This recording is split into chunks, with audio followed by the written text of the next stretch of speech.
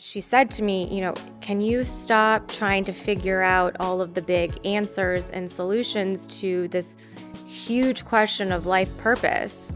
She was being called in that moment to help this man who was on the ladder. If you are someone who feels like you were born with this very clear, confident sense of purpose, that's amazing, obviously. But if you're not, can you start to embrace this concept of following the breadcrumbs, of being open, of being curious, of being creative? And so I would figure out, how can I do this to the best of my ability? So I think for me, creativity is really linked to my energy and my enthusiasm about being my best. So, Mom, you and I have talked about purpose a ton in our personal lives. I think since probably as far as I can remember, the concept of purpose, the idea of purpose, and how we, the two of us personally and within our family, how we've identified and defined purpose has been a really big role in our lives. And just like with everything else, I think over time it's evolved for us. And I'm really excited to chat about how we view purpose in this era of our lives, because I think that in this iteration of it, it might be more accessible and digestible for people because, at least for me, always talking from my own lived experience, purpose has often felt elusive. It's maybe felt unattainable or unreachable or something that some lucky few are born with. I know I want to be a doctor. I know I want to be a lawyer. Those, pie in the sky dreams that we hear that people have from childhood. That wasn't me. And even after graduating college, trying out jobs, being in different circumstances and situations, it still felt elusive. And so I often let that fuel feelings of self-doubt, unworthiness, that there was something wrong with me. And so for any of our listeners or viewers who might resonate with those feelings or identify with that mindset, this episode I think is really going to be for them. I mean, for everyone, of course, but I'm just hoping that this conversation and how we can start to break down and redefine, because you love redefining some of these common words. I hope it's going to be a sigh of relief and a new perspective on such a important topic. Michelle, I couldn't agree with you more. And I do love redefining words because I think sometimes, actually often, words like purpose, but often society defines them in one way. It's like a this way or no way. And I think purpose for me had been one of those things growing up in a traumatic household and all the things that we've talked about before.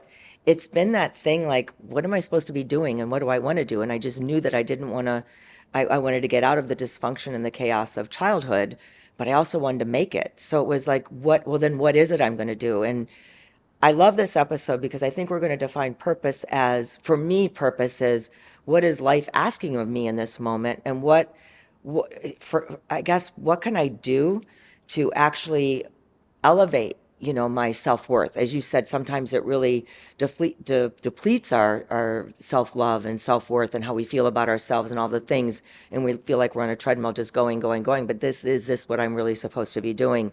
So I'm excited too about this conversation of helping people understand that it's not just this one big magical thing that we have to find before we die. Right. It's actually fluid. Yep. It's actually something that we're doing, probably some version of it every single day. Moment to moment. Yeah, moment to moment. And that the most important thing that we can do when we're looking for purpose is discovering, what do we value? Right. What is our intention?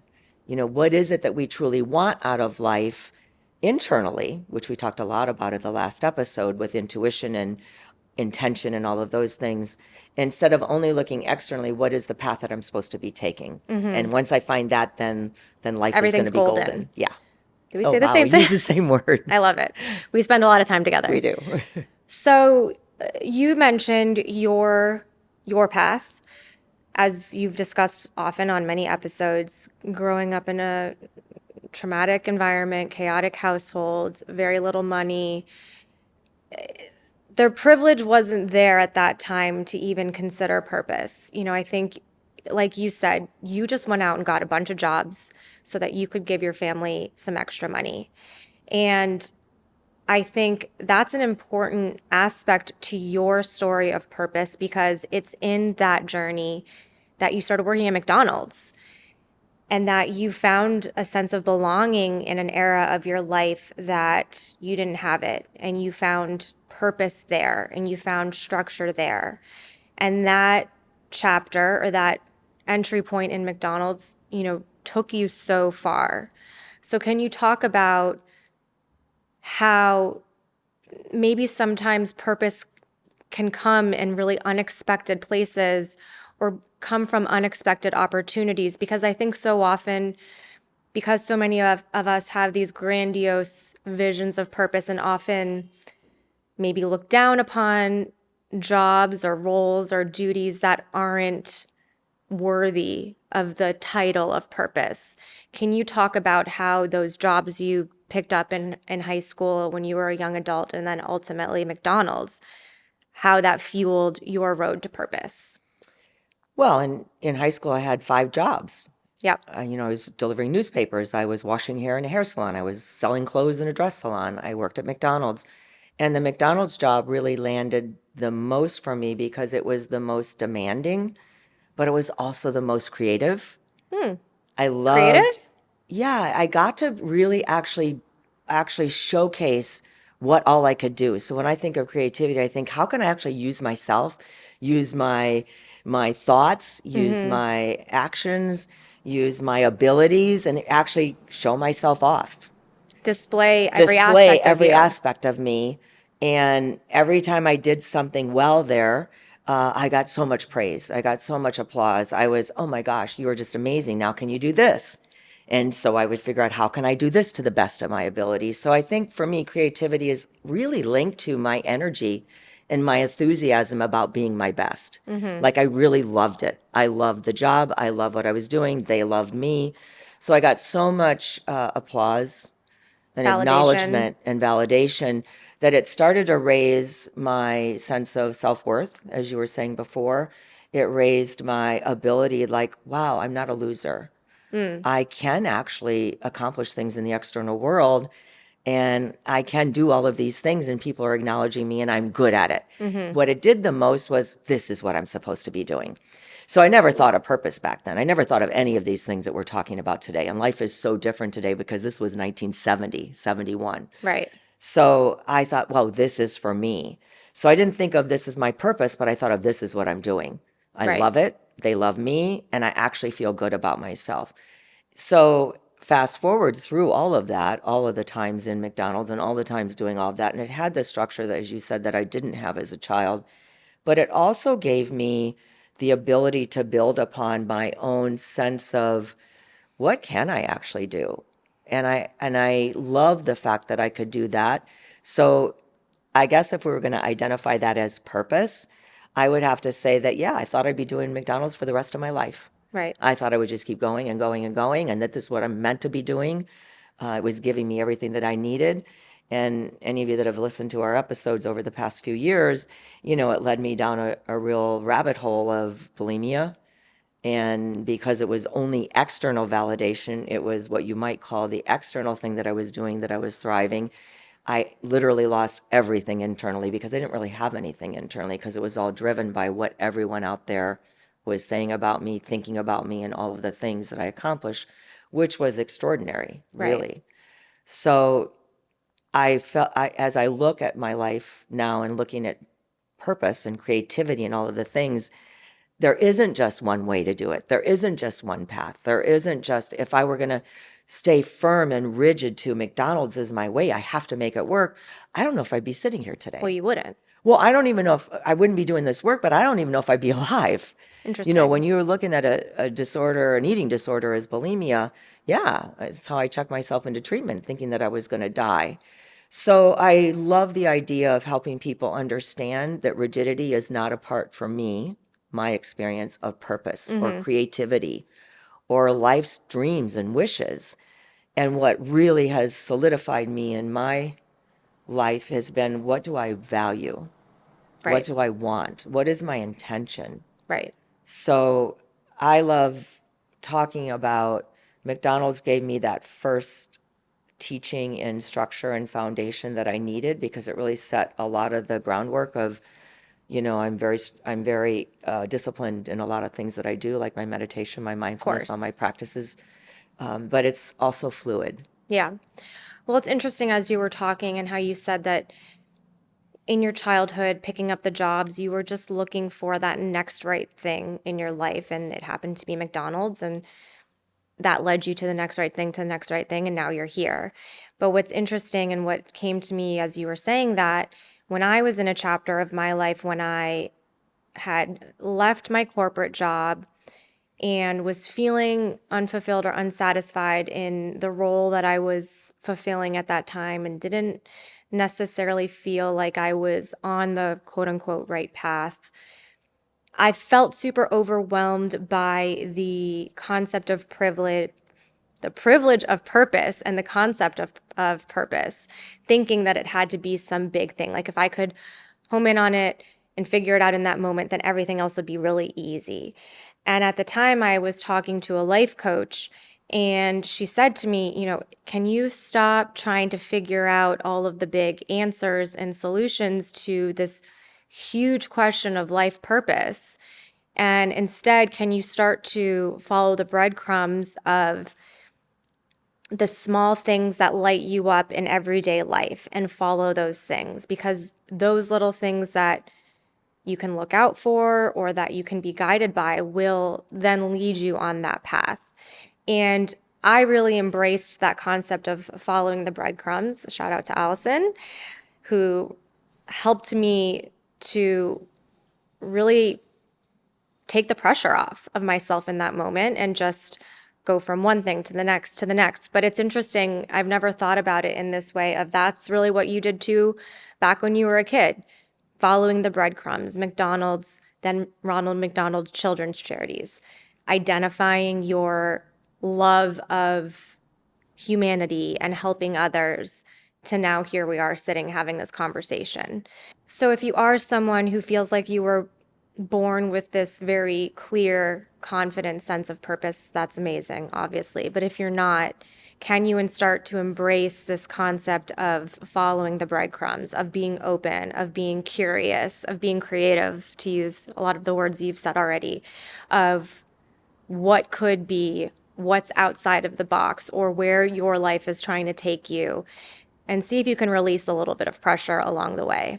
I do think that that's so important that we actually stay open, receptive, and curious to whatever life is going to send our way, because you never know what's going to happen. You Like don't. you just mentioned, I'm in McDonald's, but I never would have imagined that the opportunity that one of the presidents of the Caribbean McDonald's, because I was in South Florida, came to me and said, "Would you start the Ronald McDonald Children's Charities of South Florida?" And I'm like, "What, me?" Which is now Ronald McDonald House. Which is part of the Ronald Yeah. McDonald House. But I remember thinking the moment, me? I remember thinking, I have goosebumps now even saying it, like, this is amazing.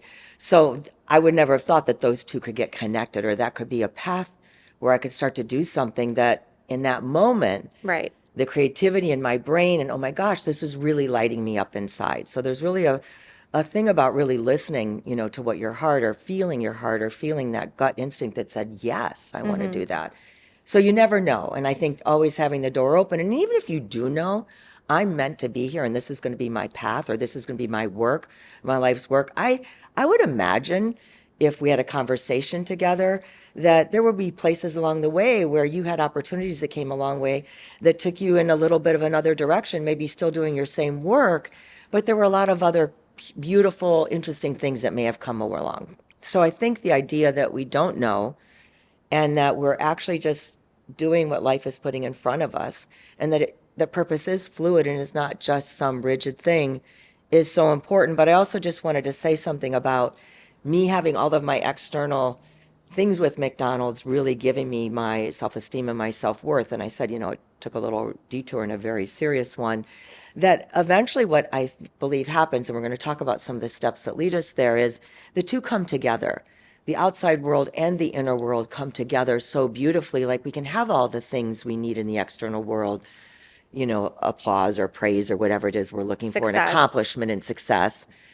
But we also need to have that coming from the inner world or the inner life. So the inner world in my mind is just as powerful and just as real, because sometimes, it's like, oh, one or the other, but no, it's both. Right. And I would love for you to share, though, before I turn it back over, I would love for you to share just a little glimpse of how what happened when you graduated from college Right.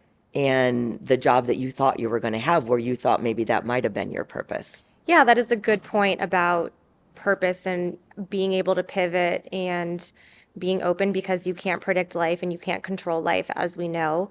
And the world is unpredictable. So I graduated from college in 2008 with a journalism degree, thinking that I was going to go get an internship at a magazine and work my way up the ladder at a magazine and be, those one of those kinds of people that I saw in the movies like Andy Anderson and How to Lose a Guy in 10 Days or something like that, of being in journalism in that way. And for those of you who were alive at that time or can remember, like, the market in the US crashed in 2008. Print media, journalism really took a dive. And so no one was really hiring in that field. I reached out to so many sources, went on so many interviews, did a lot to try and secure a spot, and it wasn't working. I was offered a lot of unpaid internships, which, wasn't going to pay the bills and wasn't going to pay rent. So I really had to pivot and be open to something else, because I knew that what I was seeking wasn't available. And, I was young. This was my early 20s. And so I don't know if this was some sort of wisdom, but more just, I guess, following the breadcrumbs in a different way. But as chance would have it, my friends were out at a bar in Chicago one night and were talking to some guys who had just moved to the States to open up an office, and they were hiring. And, great friends that they were said, "We have a friend who's looking for a job. Can you interview her?" And they're like, "Yeah, here's our information. Have her reach out." And so when they came back and told me that they had met these guys at a bar who were looking to hire someone, I was didn't really know what I was going to be signing up for or what the job was going to entail. But, long story short, it was a job at a trading firm at the Board of Trade in Chicago, and they needed someone to work in the office. And those were skills that I could do and I could learn on the job. And it was great. And it worked out amazingly for me. And I learned so much. But kind of what's cool to think about this now, hindsight is 2020, really revisiting my path and how I got here today. And I actually just talked to him a few days ago and mentioned this to him. But my boss at that job, who was one of my really dear friends and still is, I would say about 3 or 4 years into the job, I had written an article for the company newsletter during the holidays of what was happening in our office. And he said to me, "You're a really great writer. And I feel like you have a lot more skills than what you're able to display or give in this job. And I don't think that this job is going to serve you down the road. Like, you should really be doing something that's more meaningful or has more impact or that can really display your writing." And at the time, I was like, "No, I love this job. I love you guys. Like, we're good." But as, of course, we're sitting here today talking, and I'm in the process of about to publish my first book, and we work at a nonprofit, I credit him all the time for planting that seed within me to pivot again and to go back to those roots of my interests and what the breadcrumbs that lit me up from the inside out. And so, yeah, from there, I ultimately quit the job and did a little bit of a first full circle moment. So, all of that to say, I never knew what my purpose was in all of that. But what really sustained me and got me through was just showing up and being open and listening to the inner voice that we've talked about on the show. And when it was time to make a change or to take an action, even if it was scary, I was open to it. and listened and did the next right thing. I'm so happy you shared that. And now you're launching your book. I'm so excited for that. And It's wild. I feel like it takes the pressure off. If you're listening to this and watching it and all of that, if you get anything out of this, like take the pressure off and really just allow yourself to not feel like I've got to only do the one right thing that I think is only the one right thing or the one thing that I have to be doing. And I think your story is so beautiful because what happened is you found some community. Yeah. You found ways to support yourself in terms of financially, but also in terms of your life. And like, okay, now I can feel free to really be a little bit more creative and more curious, what we've just been talking about. And I think that's what helps us overcome any doubts or overcome anything where we think, oh my gosh, I'm not actually doing what I think I need to be doing or what I want to be doing. I got to find my purpose because you've got community now that's supporting you. And you actually did a lot of the things coming forward. Just like when I said, I never thought McDonald's would lead me to Ronald McDonald Children's Charities, which was a nonprofit, which led me to the nonprofit that you and I founded together. Yeah. And I think if you just look at all of that, no one would ever have imagined, and certainly not I would never imagine that I could have laid all of that out that way. Well, You're you like, can't. no, Well, that's it's my like point. that quote, Yeah. you make plans and God laughs or something like that. I could have planned so many things for my life outside of job, outside of purpose that did not happen and that have not happened in the way that I had imagined it as a child. So it really feels like throw that out and just show up and be open and curious. Exactly. And I have to bring up this quote that really had helped me during all of the times when I was reading, because I'm very much into quotes and very much into Are teachings and you? stuff. Yes. I've never heard that Yes. before. This quote is huge because it really helped me with not only purpose, but it helped me with my life and understanding. And I'm going to go back a little bit to the inner world, outer world. And that's Carl Jung's quote, who looks outside dreams, who looks inside awakens. And so we have to have the dream and look outside. So we have to have a point of reference of moving forward and what is life asking me to do, and not being so rigid, but being committed and having some discipline and having some structure, but also having some desires and starting to cultivate. I didn't know what I valued most. So entering into Ronald McDonald Children's Charities and that whole nonprofit world and helping people, it awakened all the things that I learned in my 60s and during the whole movements back there in the 60s. I remember one time waking up and thinking, I'm an activist. Like, I want change. I want people's lives to be better. I want to do all of these things. So I love the following the breadcrumbs. I love the idea of how can you just start to be more open, receptive, curious, and understanding that the outside world can give you, the applause and everything, but also once you're dreaming in the outside world, that Carl Jung says, awaken to the inner world that's going to be your guide. That's going to say, oh my gosh, this is so amazing. This is what I value most. Because Right. for me, values is the unchangeable thing in life. Well, the Where values everything change else- with you. Well, you kind of set a value, like I know what I do value that's non-negotiable. Right. Like humanity and all of the humanitarian things that I feel and that I do and the activism in me. I know that that's non-negotiable. But everything else changes. Nothing else in life stays the same, but your values can stay pretty solid. Yeah.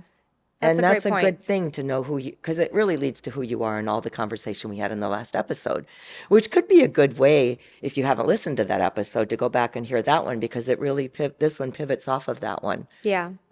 So I love your story so much. Thanks, Mom. I think it's really great. And I think how do you, it's interesting for me because one of the things you have taught me a lot is with your writing, because it is so magnificent, Thank is you. the journaling skill that I feel that has also helped me to get to know what I value. If you want to talk a little bit about how is journaling now, because you're really a big proponent of journaling and written about it a lot, how has that practice really helped you define your values and purpose and curiosity and creativity?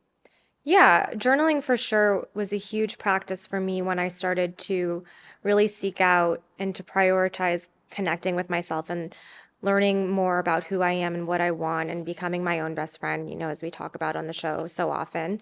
Of course, there was meditation and mindfulness and yoga practices that we've talked about, but oftentimes for me, journaling was that practice of giving my thoughts a home and starting to understand what was happening in my mind day in and day out, and giving me, it was almost like a temperature check of what were my emotions, what was I thinking, or how was I feeling moment to moment. And being introduced to different journaling practices and just understanding that it's a worthwhile tool to uncover things about yourself that might be buried or that you didn't know before was hugely transformational for me, especially when I was given The Artist's Way by Julia Cameron, which is a book and a practice and just a lifestyle, really, because it never ends and it's always with you, that encourages daily journaling and, in my words, is a brain dump of releasing thoughts from the mind so that the creativity can come out of you and the things that you're most passionate about can come forward, and so that you're not so clouded by doubt and uncertainty and judgment, all of the thoughts that tend to hold us back. And so that was a huge piece for me. And it did help to reframe purpose and my purpose before figuring out necessarily the big thing. And what was interesting for me from that practice, but even in our conversations together, is that yes, you can have a one big life purpose of doing this work that you're doing. You're very confident in that you are doing exactly what you are meant to be doing and what you were put here on earth at this time for. But there's also, and I love this version of it as well, like daily purpose of showing up moment to moment and what is this day asking of you and how is this day asking you to behave or act.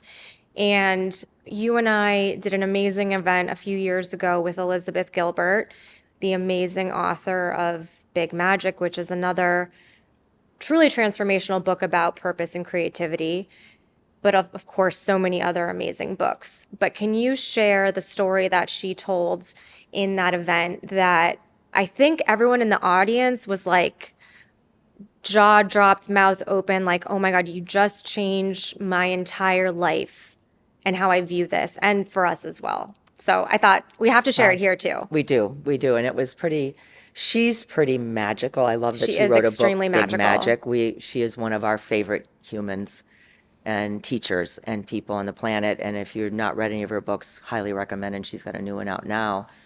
That's pretty cool. But yes, when she was, as we say, purpose is fluid, and it is truly what you were saying, that it is, what we're doing in every moment. So she told this story, and I'll really make it very succinct. Basically, she's walking down the street, Yeah. and she sees a man in a ladder. And to fast forward, the man is in the ladder, and she's crossing the street, or she's discovering, she's walking down the street, and something inside of her said, just stop. Yeah. And in that moment, she realized she had to help this man because he was going to fall and could, die, or could get critically injured, or whatever it was that she was feeling what might happen. And that was the case. She was being called in that moment to help this man who was on the ladder.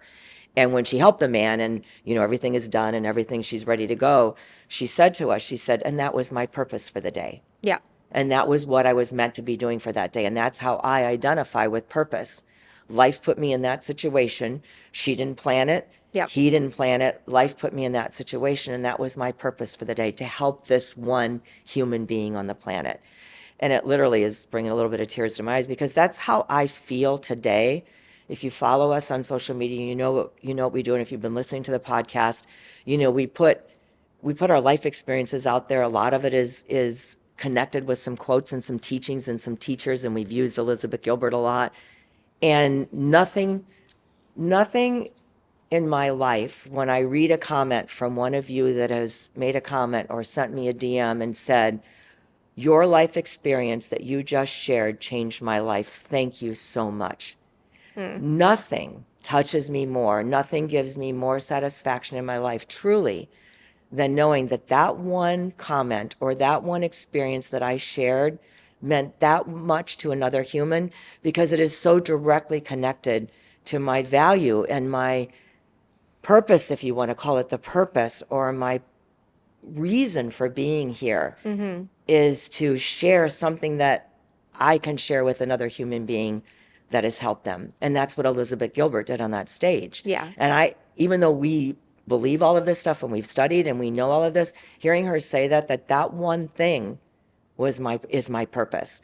And I think she even went on to say, I don't know if she said if I died or if life ended today, I will have known that I, fulfilled my purpose in life. Yeah. And that's how I feel when you all send something to me that says that, because that's for me, that's kind of what I think all of us are meant to be doing, but that's not my place to judge that or to say that about other people. But it really is our thing. If we can actually share one thing to another person where it actually helps them shift their thought process to something that can help change their life for the better. Mm-hmm. And that's not such a solid, strict thing. It really is just, as you said earlier, living that one moment, one day at a time thing that life is calling us to do or to be. Yeah, I really love that story and that example that she shared, that she was in that right place at the right time where she was able to help that man on the ladder. And that gave her such a sense of relief and fulfillment that she showed up in a way that she was being called. And how simple but powerful is that?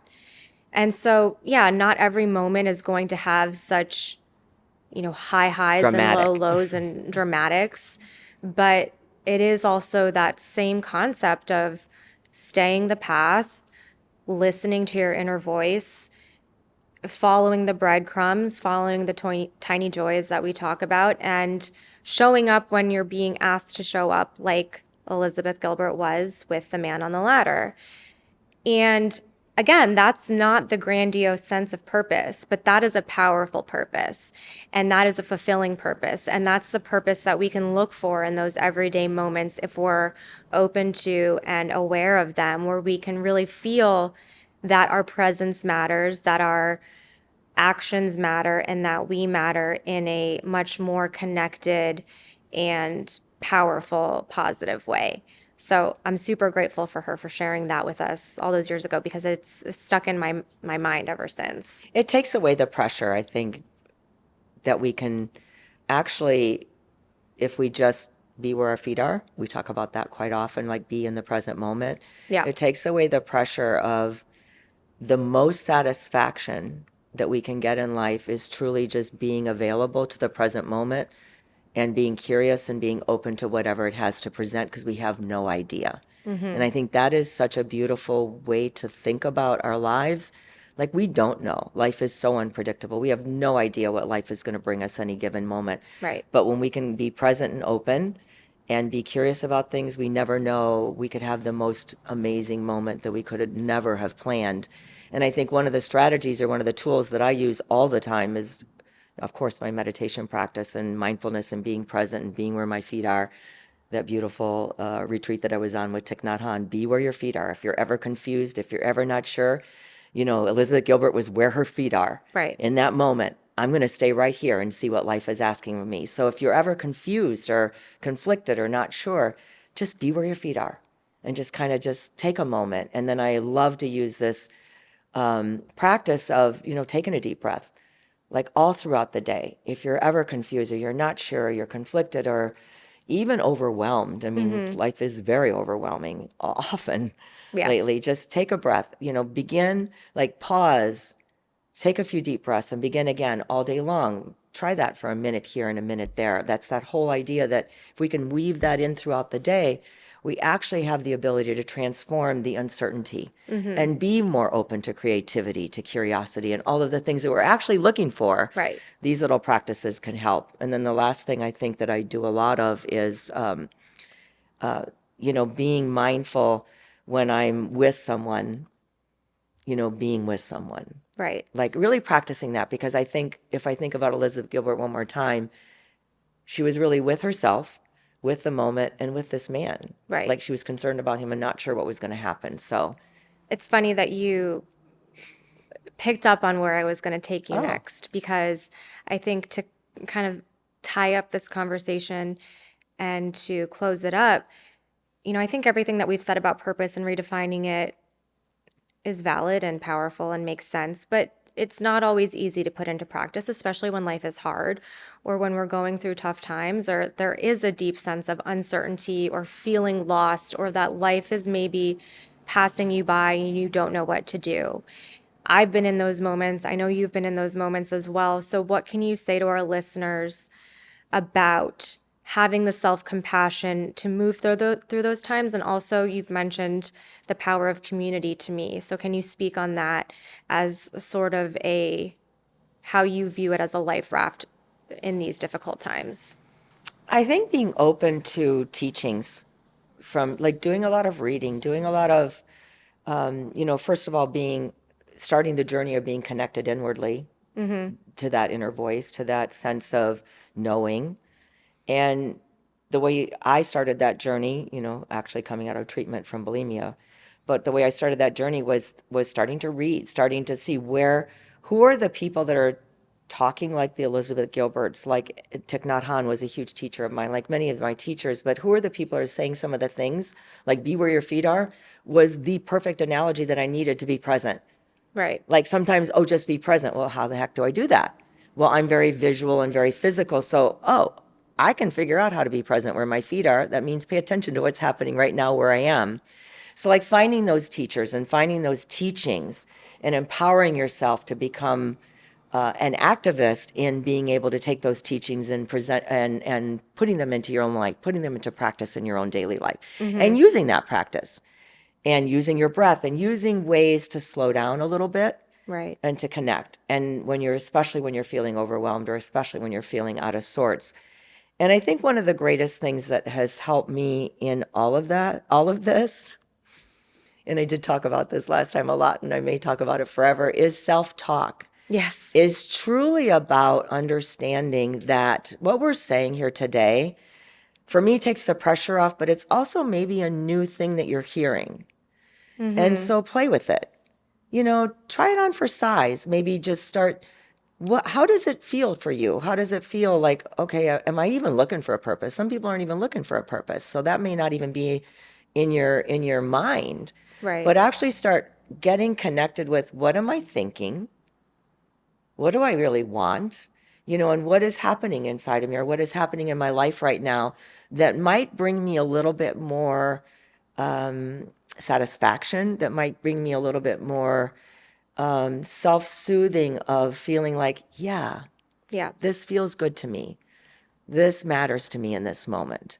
I love that. I don't know. I just feel like doing something ordinary. I always say the ordinary moments of our day are extraordinary. Yes, you do say that So often. trying to be very open to what is ordinary, not trying to have this major, purposeful, spiritual, inner, passionate life, but trying to take all the practices that we've talked about and these things that we can start to do and make the ordinary days of our lives meaningful and deep Right. and magical, and that's our purpose. Yeah. Like your ordinary day is your purpose, which is what Elizabeth Gilbert shared with us. So Yeah. I don't know if this helps. Yeah, I'm for not sure, sure. but I do know that for me, it has taken the pressure off. Yeah. As I said, whatever happens in the day is a good thing. I mean, is a good thing of how I've responded. I've done the best that I possibly can, Right. and that's enough. And I am enough, and we Yeah. all are enough. And as you were talking, this came to me because I think often when we hear and think about purpose and having big life goals or big life dreams or lofty visions for our lives, it can feel vulnerable and scary to share that with others. And you often talk about the importance of the company that we keep and just having a supportive circle and community, which of course is so important.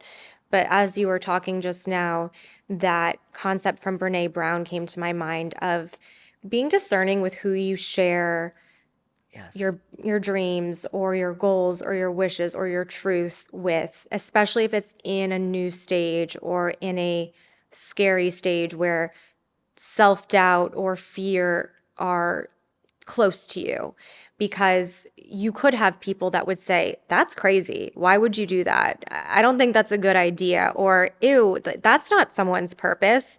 That's not real. Or any of those blocks or hindrances that could really squash someone who is in a new stage of purpose or creativity or passion or ideas.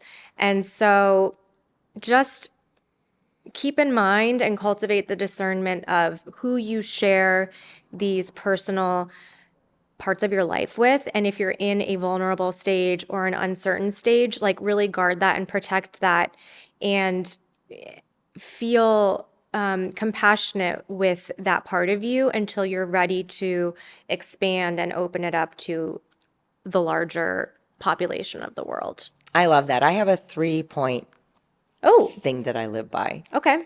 And it was one of my teachers that taught me this.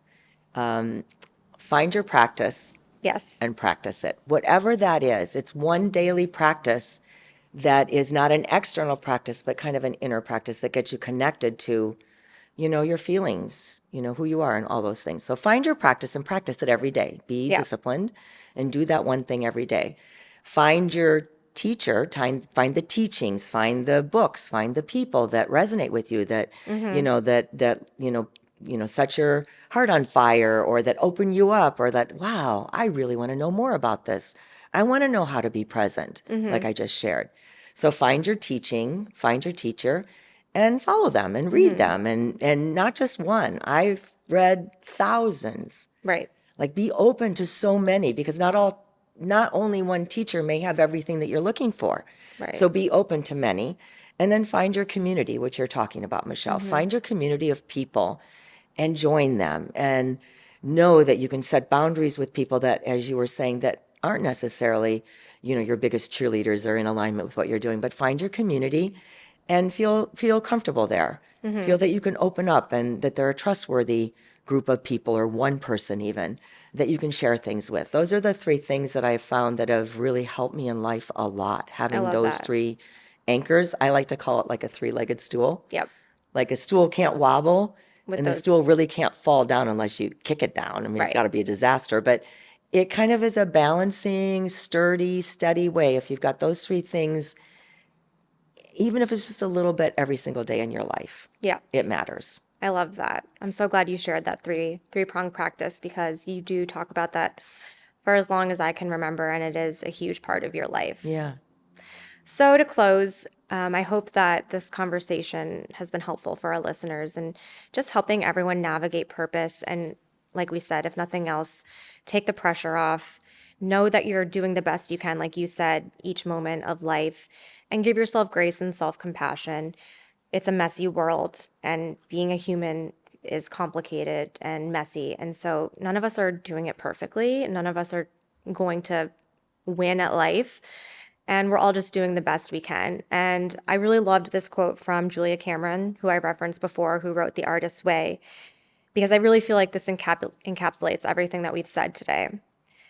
In times of pain, when the future is too terrifying to contemplate and the past is too painful to remember, I've learned to pay attention to right now. The precise moment I was